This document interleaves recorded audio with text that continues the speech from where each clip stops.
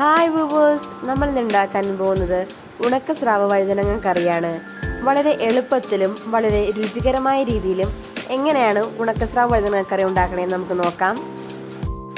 കറിയിലേക്ക് ആവശ്യമായ സാധനങ്ങൾ: കുറച്ച് സ്രാവ്, 2 തക്കാളി, 2 തണ്ട് കറിവേപ്പില, 2 പച്ചമുളക്, 2 വഴുതനങ്ങ.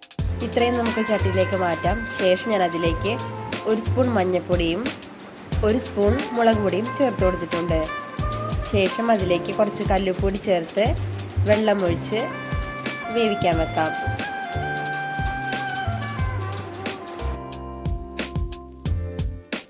ഇനി അതിലേക്ക് ഒരു അരപ്പ് തയ്യാറാക്കാം. അതിനായി ഒരു അരമുറി നാളികേരം ചെറിയതും 3-4 ചെറിയുള്ളിയും കുറച്ച് ജീരകവും ചേർത്ത് മിക്സിയിൽ അരച്ചെടുക്കാം. കഷ്ണങ്ങളെല്ലാം നന്നായി വെന്ത് വന്നിട്ടുണ്ട്. ഇനി അതിലേക്ക് നമ്മുടെ അരപ്പ് ചേർത്ത് കൊടുക്കാം. ശേഷം ഒരു 2 മിനിറ്റ് തിളപ്പിച്ചെടുക്കാം.